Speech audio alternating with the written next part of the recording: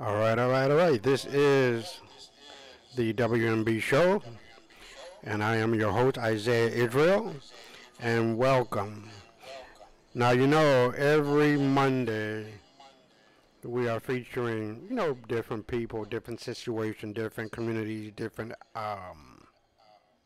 organizations, or whatever the case may be, of people making a difference. So tonight is like any other Monday, and today is Inspiration Monday.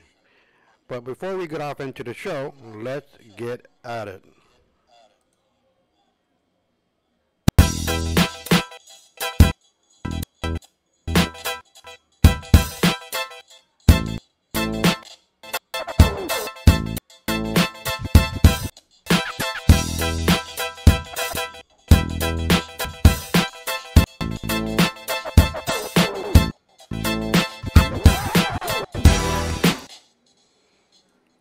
All right, that wasn't that bad. It's a little bit of a buffering problem, but we're going to get through it, and we're having a big improvement to the show because we're going to have different equipment, different camera, different everything, and the ability to have two or three guests on the show at any given time or at the same time. So be on the lookout for that, and I'm going to announce when that's going to happen.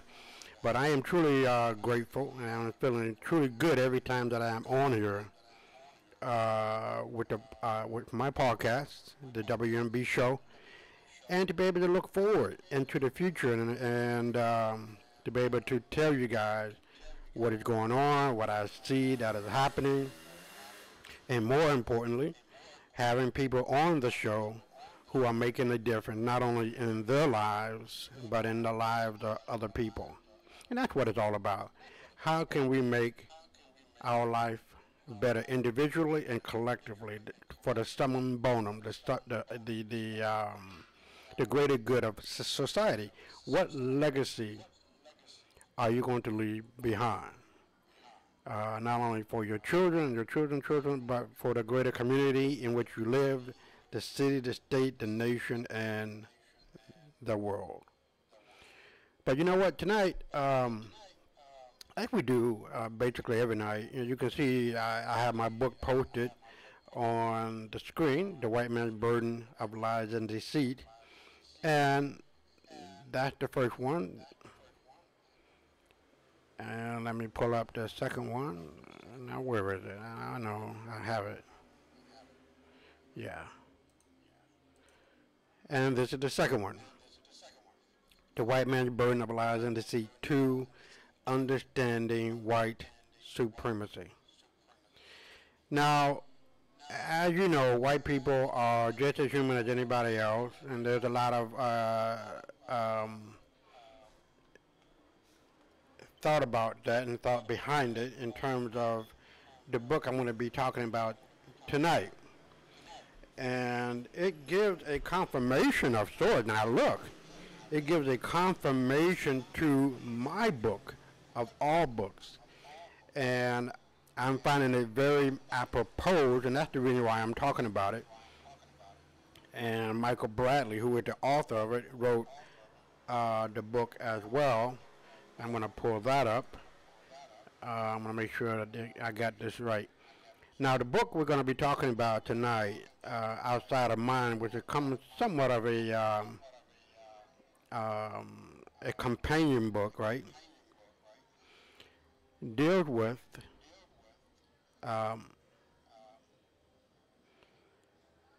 the chosen people from the Caucasus and the Iceman Inheritance. He has other books called the Chronos and, whatever book that you might want to read, but these two books are just excellent.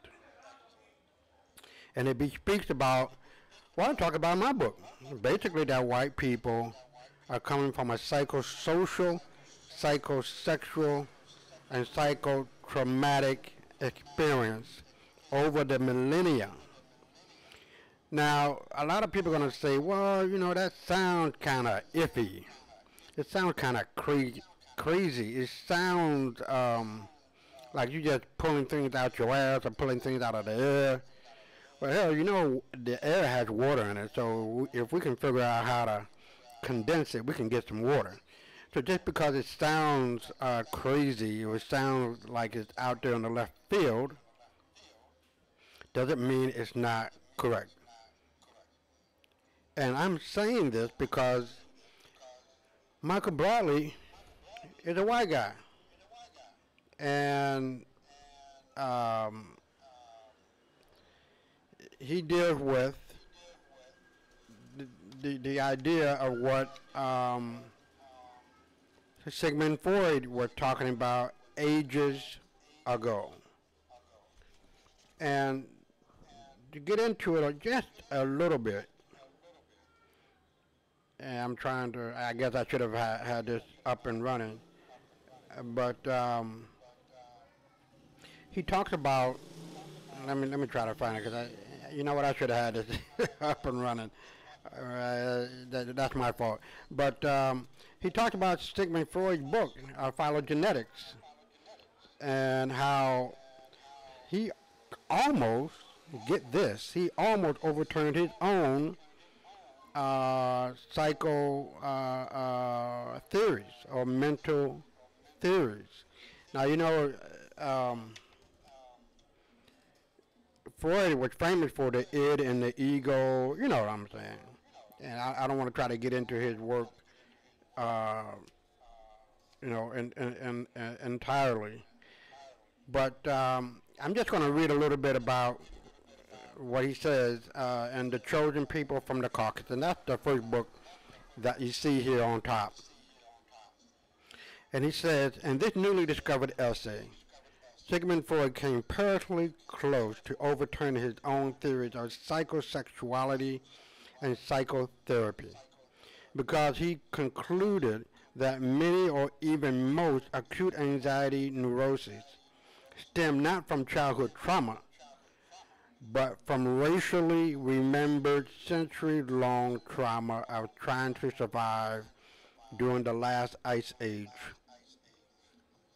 According to this short 12-page essay, survival outside the Stone Age cave was so brutal that only respite from it were perverse sexual pleasures. Within the cave where Ice Age men took their frustration, aggression, and fears out on their women. Now that's one of the things.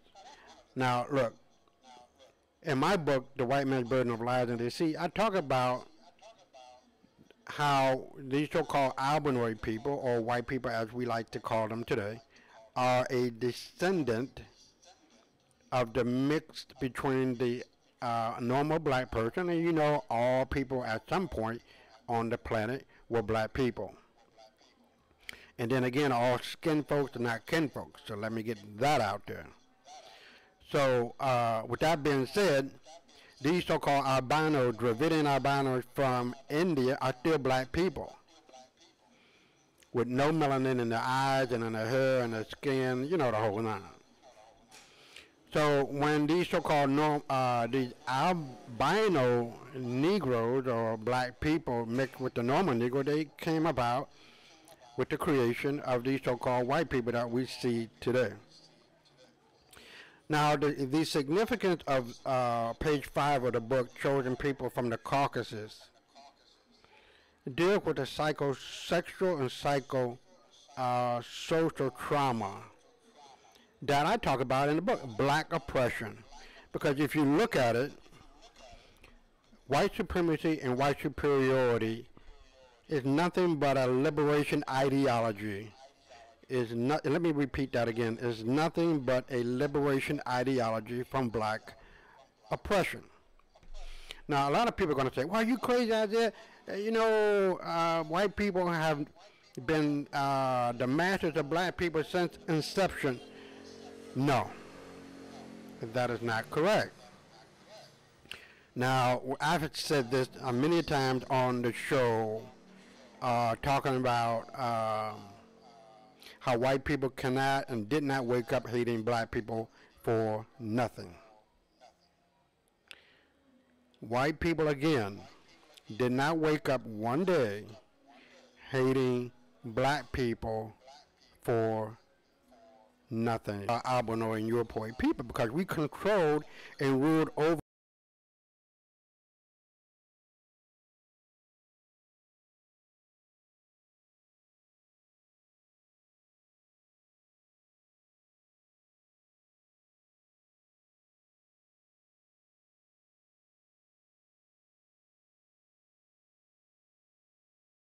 them, Christianized the hell out of them, had them to worship a black god, and saying that this black god put you in your position that you are in right now at that particular point in history.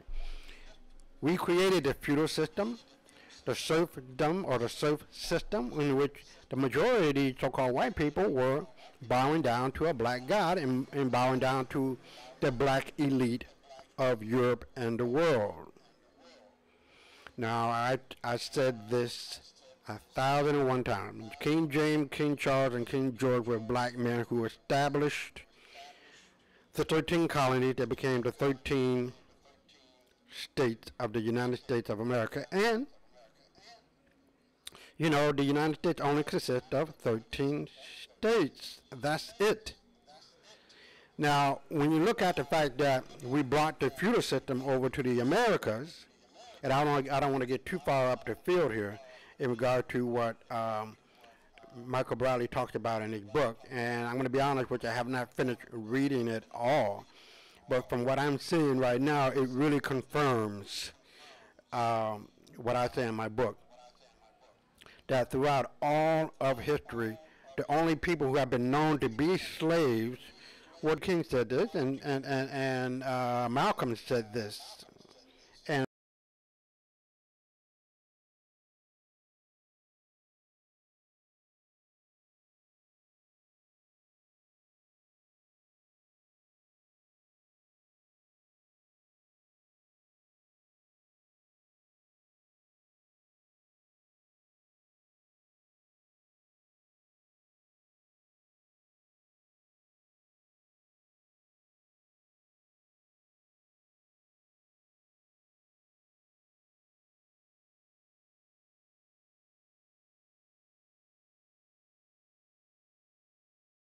Many other famous people as well. So if I want to look at a true Indian, all I got to do is look at myself in the mirror. You know, we have O blood. There's practically no O blood in America, or to the quantity of that is in America. I'm sorry, in Africa, that is the quantity that is in America.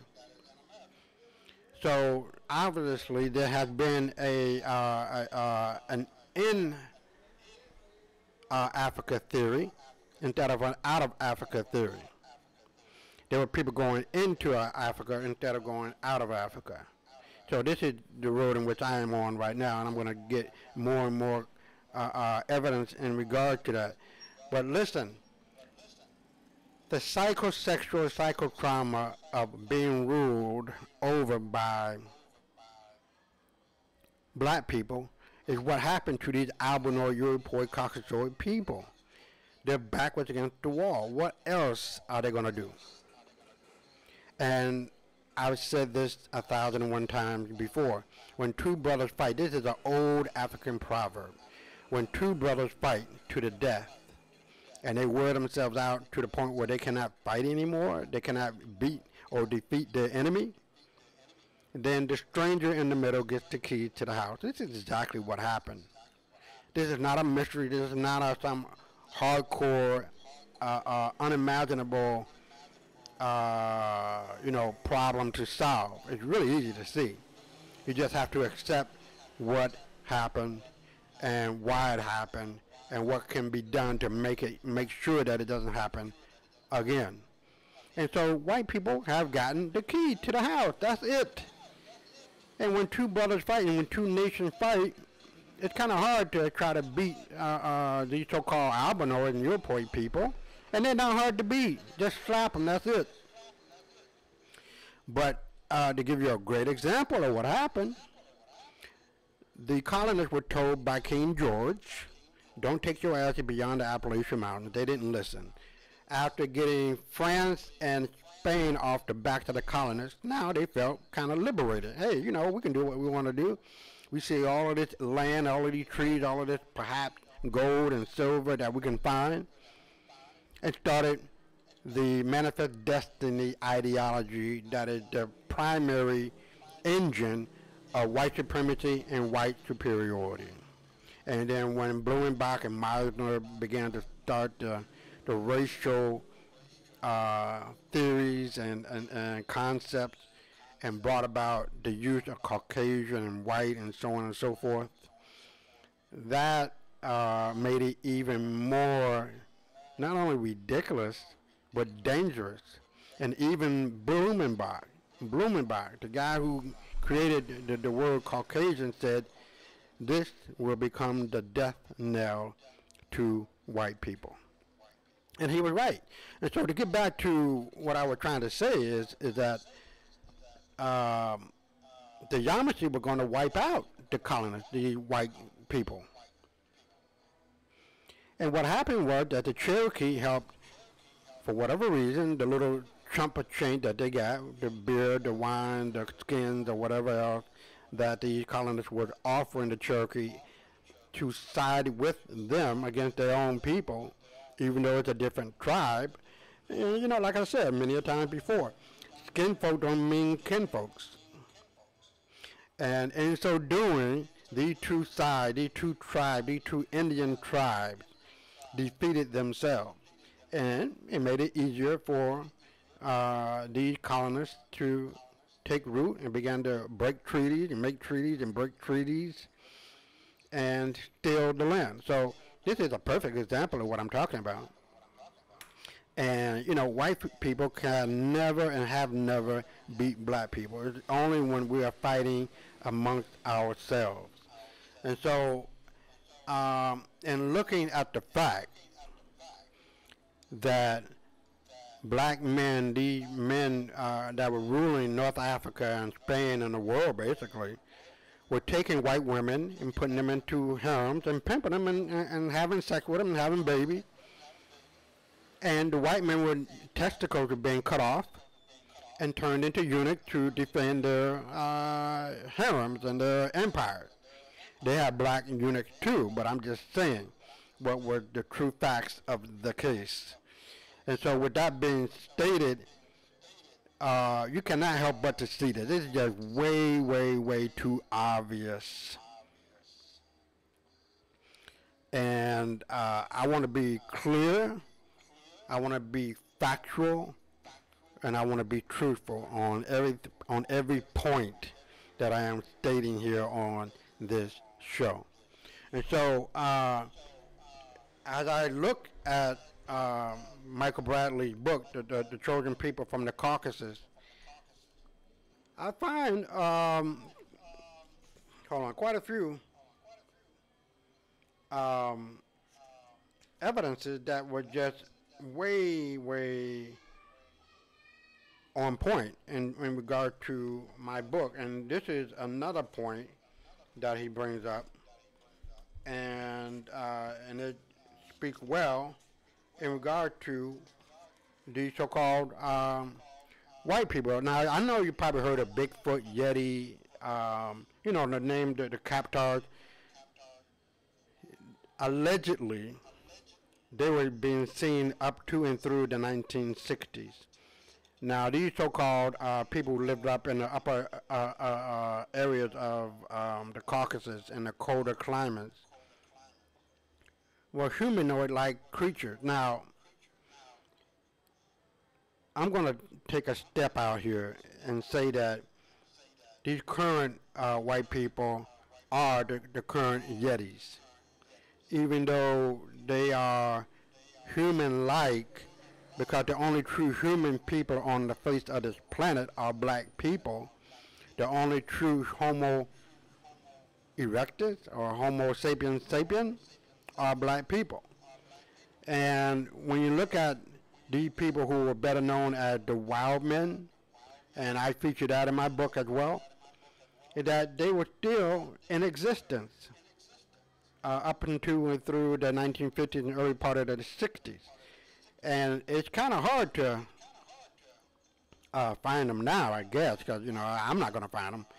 But Michael Bradley gives a really good analysis as to what these people were. And I'm just going to read a little bit about it. Hold on, let me see.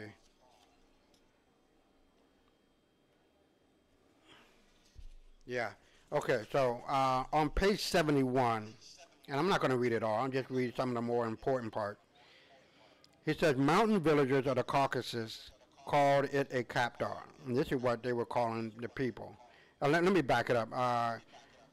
He said, if I can pronounce it correctly, Koklov did his survey of animal species and estimated population. But early on, he came across literally hundreds of reports of an animal so strange and intriguing that this creature actually became the emphasis of his massive work. Now, his work was kept for 50, 60 years until it was finally found. And let me just go on and just continue to read. Mountain villagers of the Caucasus called it a captar.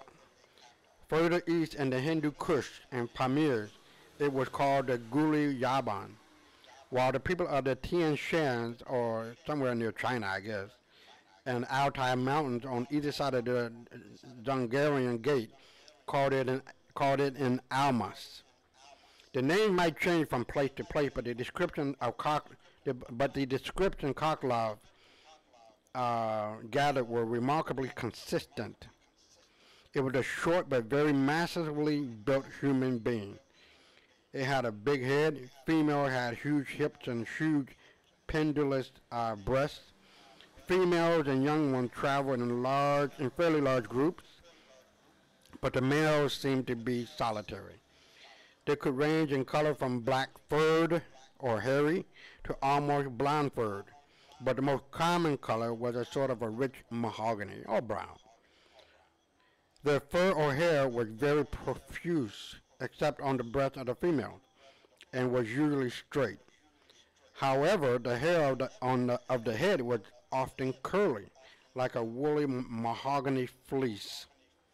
They had large protruding faces and very large noses with large elongated nostrils. They lived in very remote valleys high up in the mountains, but they were not at all rare. They were not at all rare. That's a repeat, not rare. Most of the mountain folks had seen at least one or two during their lives. Koklov was shown shacks in which one or two captured creatures had been imprisoned, and a chain and collar which had shackled an unfortunate female, and get this, who had been used for some years as a sexual toy by the men of one Kyrgyz village. Several had been killed. And a child was allegedly born from this union, and this kid grew up to be quite a pupil. It goes on to say one boy who had been born among Almas of an Almas woman, when his father had become separated from a caravan in a high pass, later, after he and his father escaped, joined the Lamangangan monastery. According to Professor Renchen of the University of Ulaanbaatar, this incident was still remembered as late as 1957. Renchen said the pupil achieved scholarly fame and was known as the son of an Almaska. And it goes on to talk about the abominable snowman, the whole nine. So I checked this out. Now look, I'm not one to try to come up with something that sounds ridiculous, that sounds crazy, that sounds out of nowhere, you know what I mean? I'm not like that. I prefer myself to be a very, very serious scholar, researcher. And as I'm writing the book and I'm looking at this and I see a lot of consistencies, I can't help but to come to the conclusion that these people are still amongst us and are residing within white people. They were having sex with these people. They were making baby with these people. They were taking these people and kids to university and to schools and making sure that they got the proper education and the whole nine. So these people are still among us in the population of what we call white people today. Now I would really uh, um, advise that people get the book, The Chosen People from the Caucasus, because it is absolutely, positively deep. And I don't see anything, wrong with it. It is very much on point. Um, and I don't see no point to uh, no bone of contention here. I really don't. So I'm just kind of skimming the book right now just to try to um, point it out. But again, this guy is really a serious scholar, a serious writer, and much kudos to him. I mean, this is what this show is about: bringing people to the point of accepting what is true and letting go of what is a lie. And much kudos to Michael and Bradley, and hopefully, I can have him on the show. But like I said, I don't see anything wrong with this book because it really uh, confirms what I've already said in my book, that white folks are crazy, that they have been suffering from a psychosocial, psychosexual, and psychomental impact of what black folks have done to them. And there's no ifs, ands, or buts, or questions about that in my mind. Because to be honest, what they are doing to us now, we did to them. Whether you're talking about pimping them out, or killing them, or putting them into slavery, or checking their dental, or their mouth, their skin, their bone structure on the auction block, we did this. There's no ifs, ands, or buts about that. That's what the Tripolitan Wars were about. Stopping niggers from taking white folks into slavery by the millions. We allowed and we freed 30 million white folks. That's real talk. That's not a conjecture. That's real talk, real information, real facts. And what they're doing to us is not a good thing. But I'm just here to tell you that what goes around comes around. That's why we fell. That's why black folks fell off their mountaintop, their kingly and queenly posts, because we began to act like a bunch of goddamn fools. And what you do in the dark come to the light, and you must pay the piper. But then again, like I have said many a times before, two wrongs don't make a right. Now, I'm not saying that what happened was right. What happened was wrong in the past. The past is the past. And what is going on now, I'm not saying it is right or it is wrong. Two wrongs don't make a right. But the cycle of violence and the cycle of this trauma has to stop. And now, as we see, white people are really suffering, man. You guys' birth rate is like 0.09 to 1.1. To maintain your population or any population of a people, you need at least 2.1. Black people's sexual, I guess, proclivity has gotten it to the point of its birth rate being damn near 9. And, I kind of like joke about it, but Mexicans who are still niggas, are like 9,999. So when you add their birth rate to ours, you can get to be about 15 to 1. Incredible. So white people are dying, and Trump can't save them at all. Let me just put, Trump cannot save your asses. You are dying. You are going extinct. Because that's the natural order of things.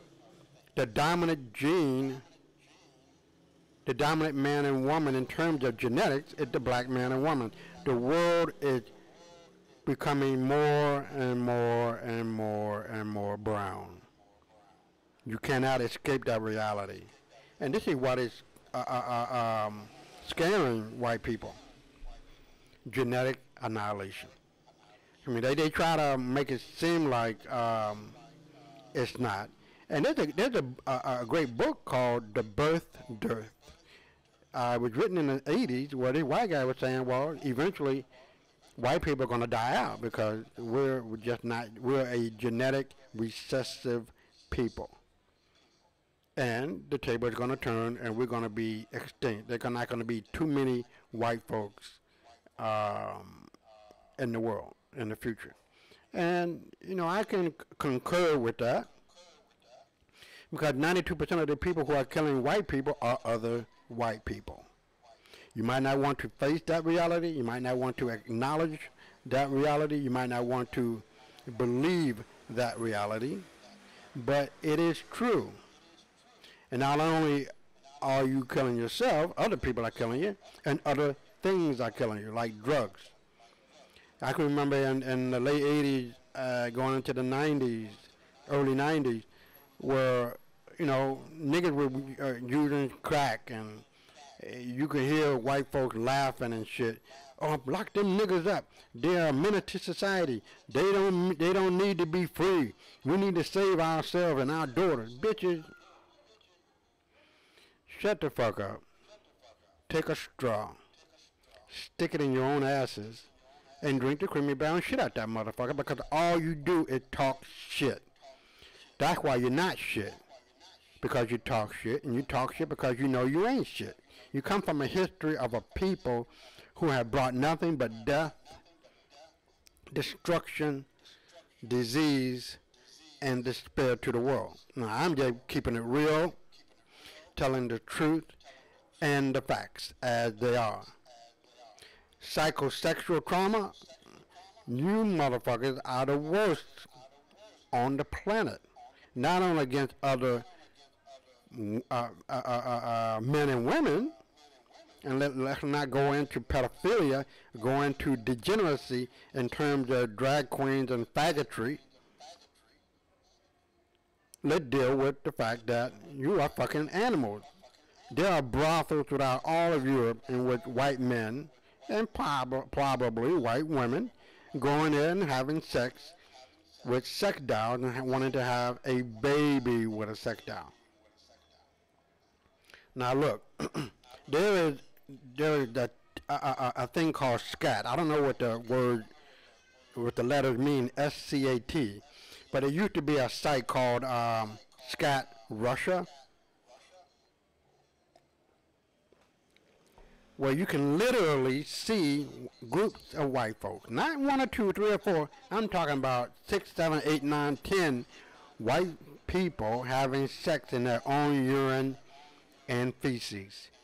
Drinking it, eating the shit, vomiting it back up, and having sex in it again.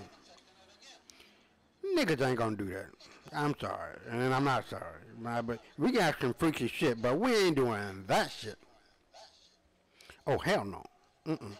You ain't gonna have me to believe that some crazy motherfucker, one of our people, are doing that shit. Now, if you do find one, that's a crazy motherfucker. You just need to kill him right away. Because we don't need him having to come back to the hood talking about, let's have sex in our own shit. No, nigga. We're going to kill you because you done got infected with the demonic possession of white supremacy. Alright? Alright. Oh god, the shit is funky. The shit is rare and they are just fucking crazy.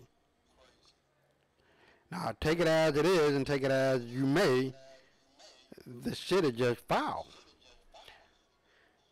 Now, I do have some other things I want to try to point out, and like I said, one of the things tonight is talking about um, uh, inspirational people, and I don't think you can make it any better than to talk about normal people doing extraordinary things. And I want to give kudos to my homegirl from Facebook. I'm not gonna say her name, real name, but she goes by the name Beloved Jaffa Ali, and she put up a video that I'm going to play now, but it's pretty quick, so I'm gonna let it. Uh, I'm gonna let it play. Hopefully, it'll play. Hold on, let me. What is going on here? Okay, so we got that. So let's play it, and I'm gonna kind of talk about it on the other side. All right.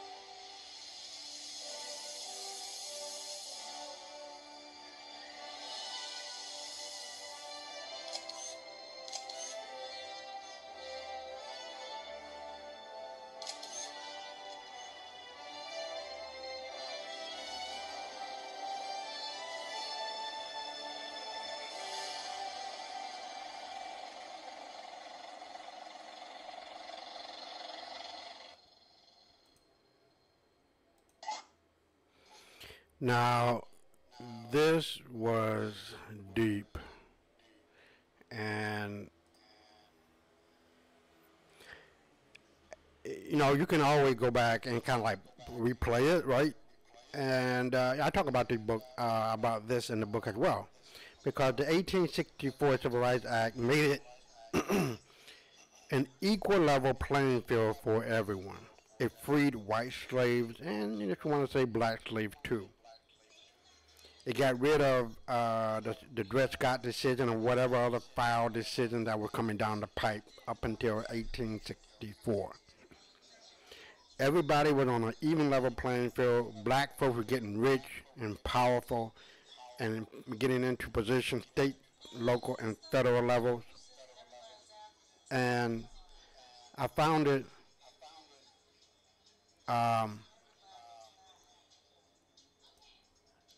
hold on for a second. Yeah, okay. I had a video playing behind that. But I found it apropos because it really talks about what my book is about. How white people cannot, let me repeat this again, you have to get this in your freaking fucking mind. White people cannot compete with black people ever on any level. When it is an even level playing field, they cannot compete. They don't have the requisites. They need to cheat, and this is what this video is all about. They erected all kinds of laws that benefited them. They're the greatest recipient of affirmative action. That's what the unions were about. Not about employing people in general and being fair about it, but giving jobs to white boys. Let me repeat that again. Giving jobs to white boys. Because back in the day, when you saw a white man doing something, a crowd would literally form around that boy. People would say, "What the hell are you doing? That's black man's job. All of these skills belong to black people." That's what really set it off, and just tried to make it more palpable, more easily understandable.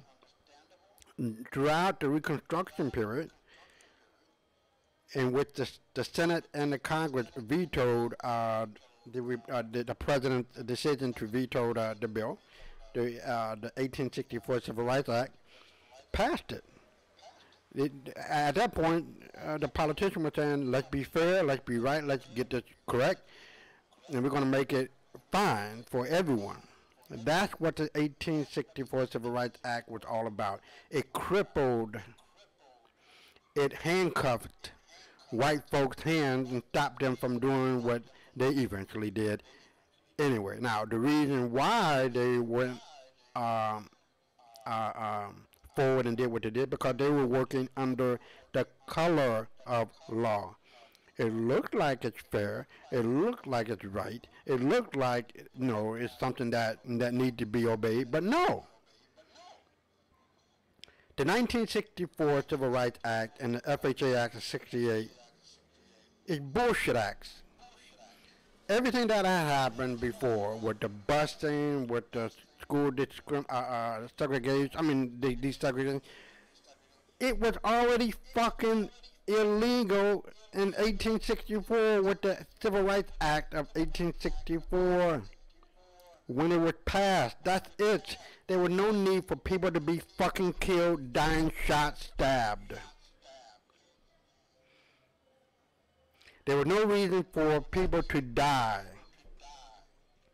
protesting all of the bullshit color of law that white boys, and I call them boys because that's what the fuck they are, because they are childish in the mind. They're not real men.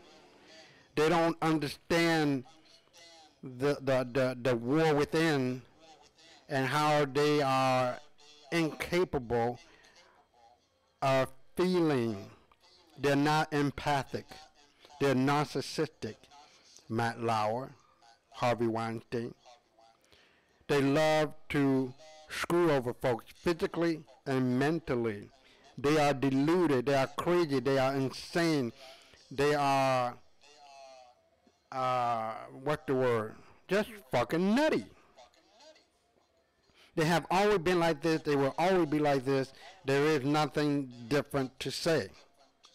And I'm here. I'm going to step out here. I'm going to tell you that one day my book is going to become a classic. It's going to become a cult classic. Because it's really, really hitting it on the nose, the bullseye of all of this bullshit. White folk think they slick. They think they can just write any law and we got to go along with it. They believe that we got to wait on them to make sure that we get what we got to have. That's not the case. They're like the Wizard of Oz behind the curtain, pull back the curtain and slap the shit out of them. That's it. That's the only reason why they're in control, because of the Democratic Party. After 1877, after the termination of the Reconstruction era, white men got into position of power, and like what's the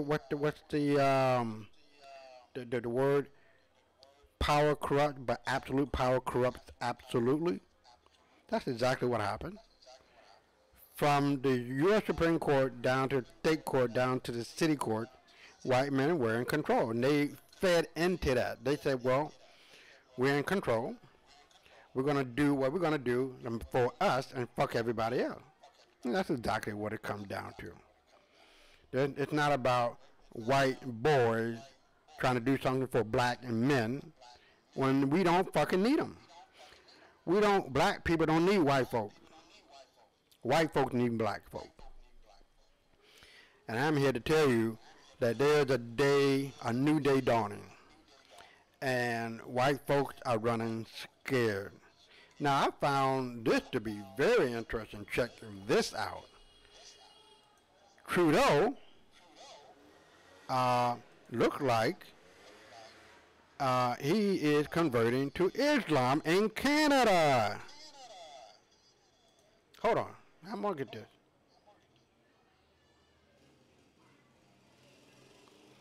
Isn't this a bitch? Trudeau, Canada's Prime Minister Justin Trudeau, is converting from Christianity to Islam. Now, you don't have to, believe me. This is from the, and I don't know how do you pronounce this. It's a VaticanInquirer.com. And I'm going to bring this up right now. And let me go back to that. Now, it says from the Inquirer. I guess, I don't know how you want to put that. It says VaticanInquirer.com. World News, People, Politics, Religion, the whole nine. It says, Canada Prime Minister Justin Trudeau converting from Christianity to Islam. Now, look, if this don't happen, if this doesn't ring a bell to what Gaddafi said, if you kill me, you'll be opening the door to hell for all eternity. And within a 20-year period, all of Europe and the world will be a Muslim state. That means Sharia law, however you want to pronounce it, is going to become the mainstay. And then look at it. Canada Prime Minister Justin Trudeau, also dubbed as Canada's Obama, announced he is converting from Christianity to Islam. In a 13-minute press conference Friday, Trudeau explained his decision and his life. After meeting thousands of New Syrian refugees, listening to their stories, and learning more about the Muslim faith, I have learned to love Islam and the people of Islam. Islam promotes peace, not violence, and is, in fact, more peaceful than Christianity. I feel like this is the religion I belong with, and I should identify as reported. TheGlobalSun.com. Ain't this a bitch? Here we go. White folks are running scared. White folks are going to start converting to Islam, white people are going to start killing their own even more so. White people, y'all fucked up. I don't even think you can come back to the table of humanity and sit your ass down and behave. I really don't. I really don't see it. And to be honest, it's over. It's been over. You just reaping the whirlwind for what you've done to the world. So, just bend your ass over, and that'll be it. All right. Now, the other thing comes from a Facebook friend of mine, Cheryl Woody, and I don't know if she wrote it or somebody else, but I'm going to read it to you. It's kind of deep.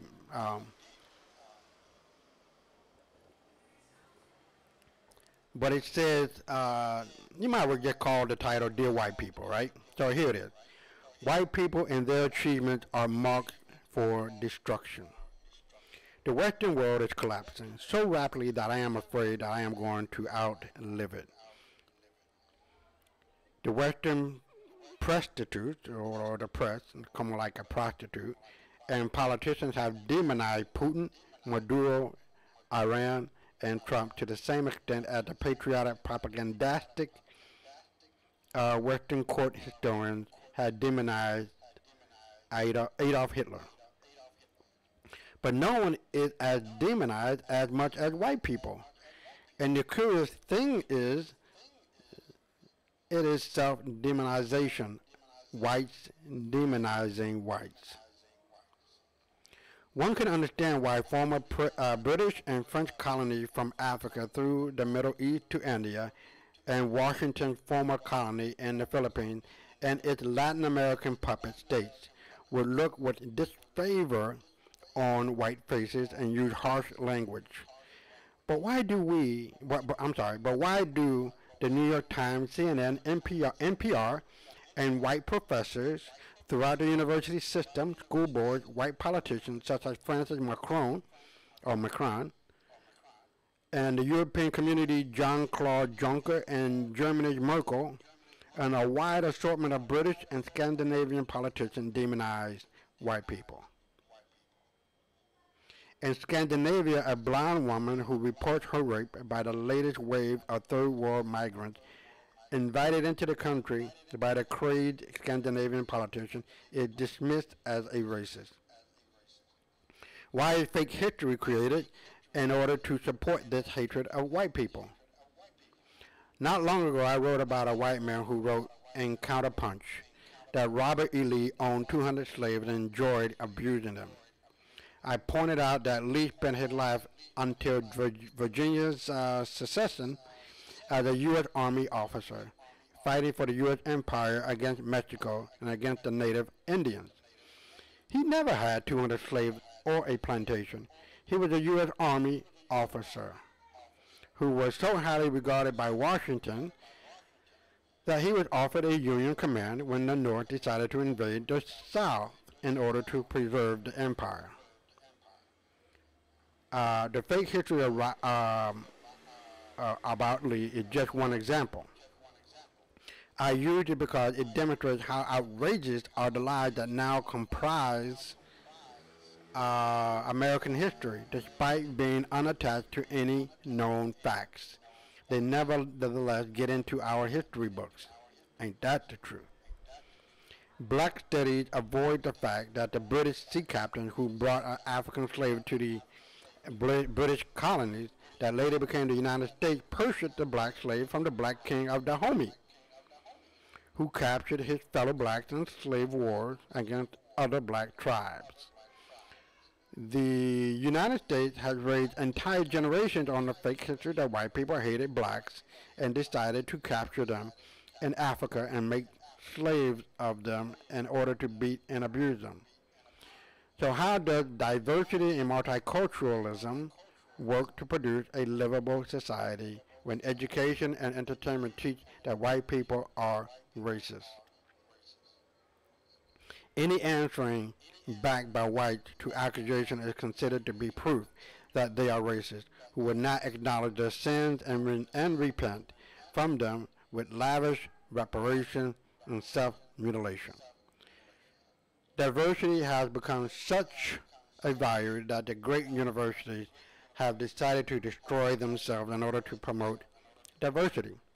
Oxford University, the most famous university in the world, has decided to lower its standards in order to promote diversity.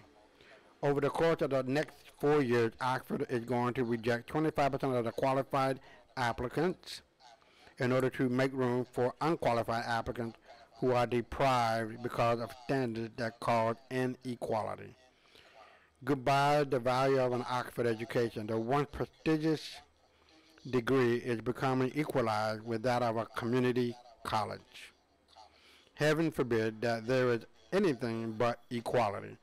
The parents who sacrifice to send their kid to private school to prepare them for success at Oxford, or maybe even at Harvard, have wasted their sacrifice and their money because the qualifications for 25% of their kids for admission are irrelevant for diversity admission.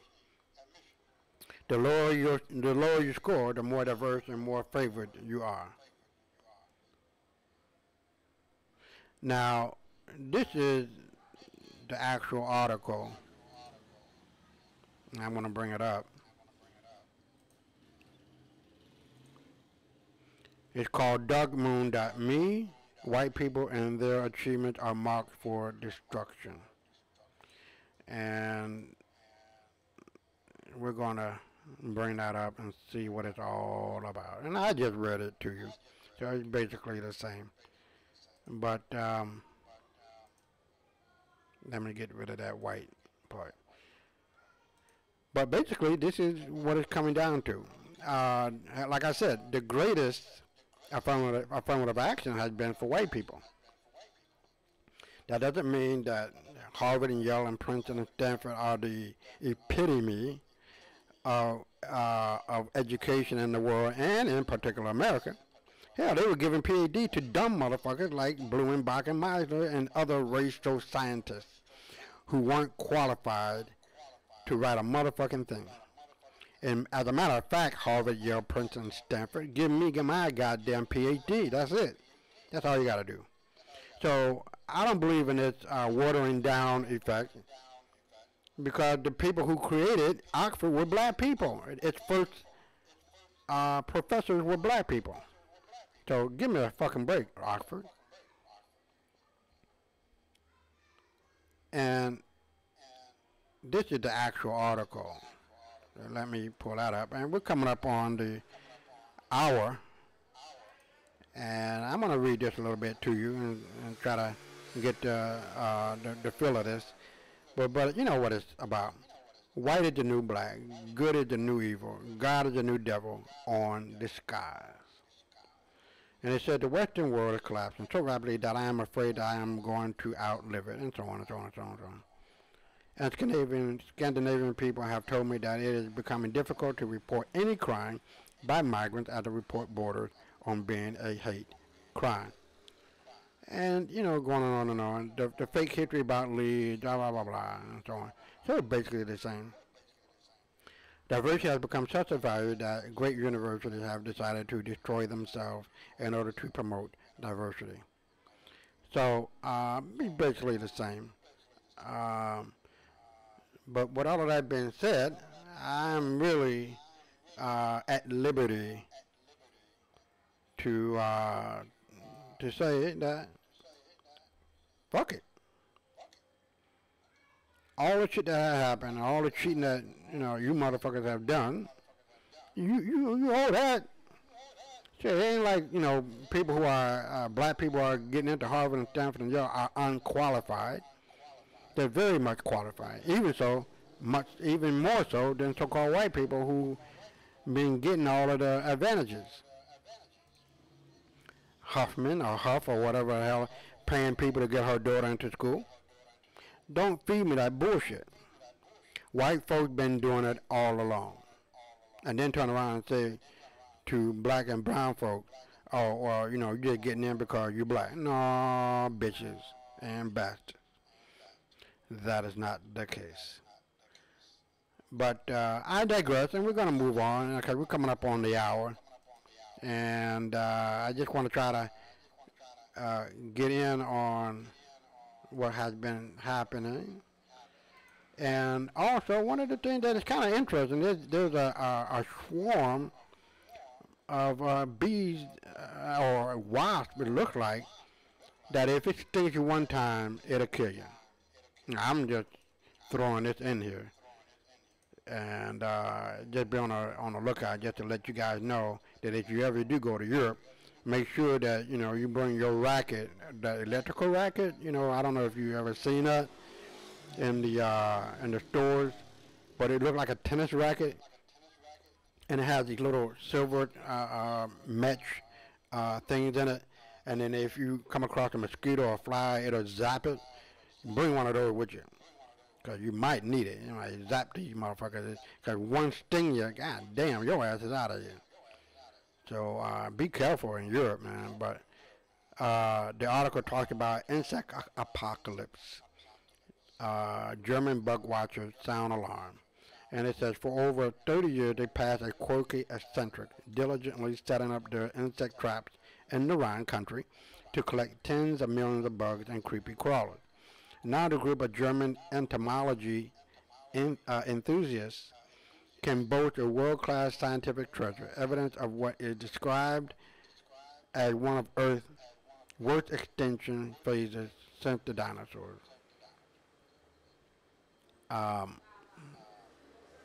Wait, hold on for a second. This is not it. But then again, all right, well, I'm going to go along. I done brought up something that wasn't it. But there's a wasp, and you can probably Google it, that is just killing people with one sting. So be on the lookout for that. I brought up the wrong one, so please excuse that. But we're up on the hour mark, and we're gonna cut it loose. But again, thank you for watching, and we're gonna make sure you check out the YouTube channel, the WMB show, or the White Man's Burden of Lies and Deceit show. And again, thank you for watching, and make sure you subscribe and touch that bell so you can know when the next show will be on. And like every Monday, Wednesday, and Friday, we are on. And today, like every Monday, we are talking about inspirational people. And tonight, those people are just some regular people talking about some serious issues. And again, thank them for being a part of the show. And also, you can check out our blog, the whitemansburden.blog. And also check out our t-shirts on Bonfire, as well as the link below. So, you can get the MB Marco Bellini shirt, as well as the WMB shirt as well.